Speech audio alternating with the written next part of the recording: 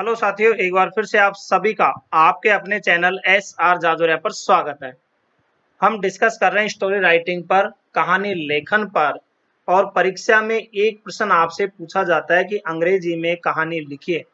या तो डायरेक्ट आपको टॉपिक दे दिया जाता है या फिर आपको इस तरह से आउटलाइन दी जाती है और ये आप कैसे लिखें तो बहुत आसान है। बहुत सारे बच्चे इससे डरते हैं, कहानी छोड़ के आ जाते हैं या फिर नहीं लिख पाते हैं। तो आप इस वीडियो को पूरा देखें और आपके पूरे में से पूरे नंबर आएंगे।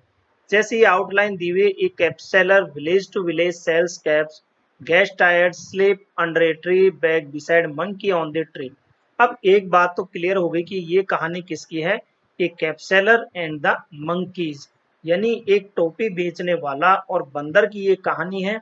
अब आपको याद आ गई होगी। तो जैसे जैसे ये हमारे वर्ड दिए हुए हैं, इनका हम यूज करते हुए आपको मैं पूरी कहानी ट्रांसलेट करके बताऊंगा हिंदी से अंग्रेजी में।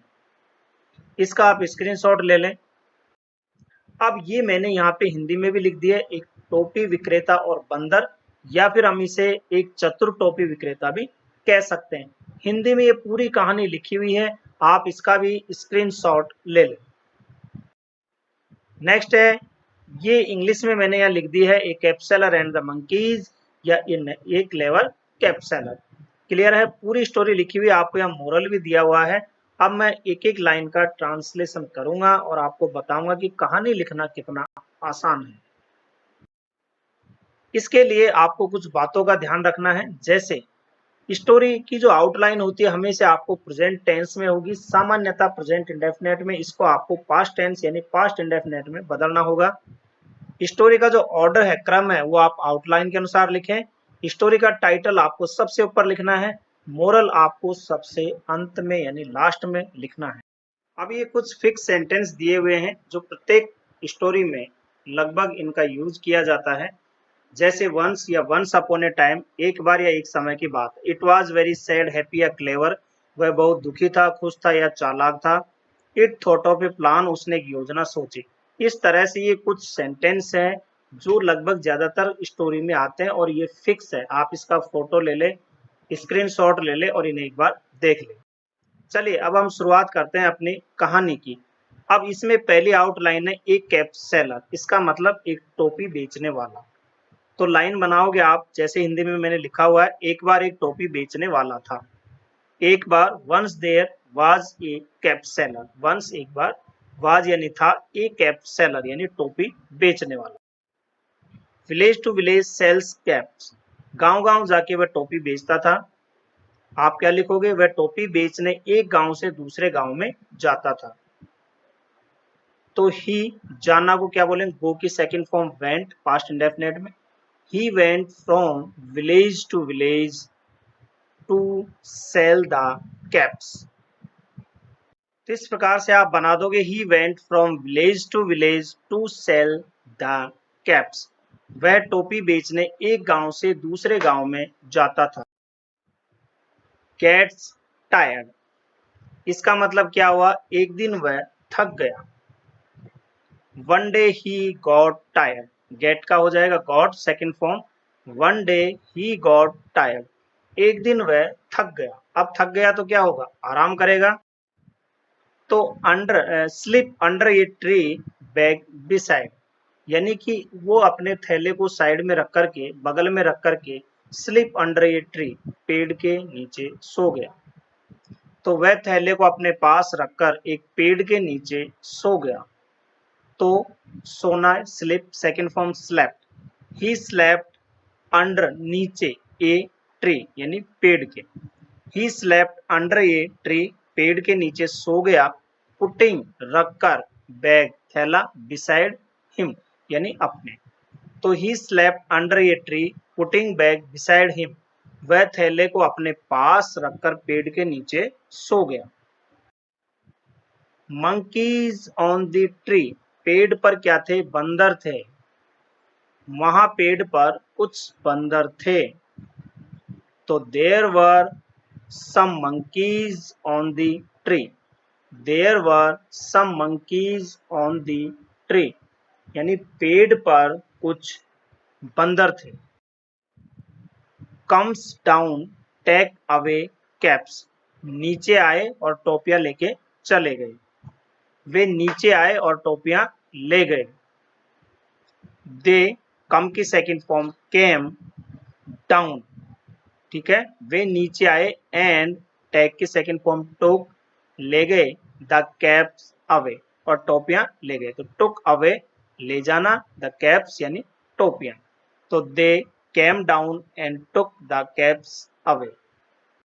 नेक्स्ट हमारा आउटलाइन है वेक्स।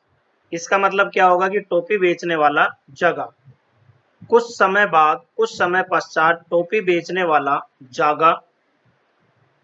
आफ्टर सम टाइम्स, कुछ समय बाद, the cap seller walk up, यानी वेक्स का हो जाएगा वॉक अप। तो ये सेकंड फॉर्म होगी यहाँ पे वॉक अप, यानी कैप सेलर जागा। नो कैप्स, उसने देखा कि वहां कोई टोपियां नहीं है। उसने देखा कि थैले में एक भी टोपी नहीं है। ही सा, सी का सेकंड फॉर्म सा देखना, that there was no caps in the bag. There was no caps in the bag, bag में कोई भी टोपी नहीं है। लुक्स अप, उसने ऊपर देखा, कहाँ पे, पेड़ पर। ही लुक अप, लुक की सेकंड फॉर्म होगी लुक्ड अप। तो ही लुक अप, उसने ऊपर देखा।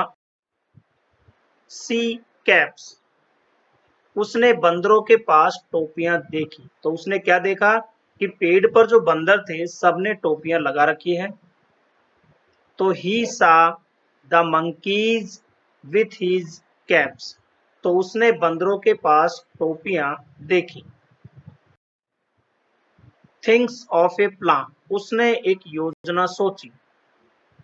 तो उसने एक योजना सोची।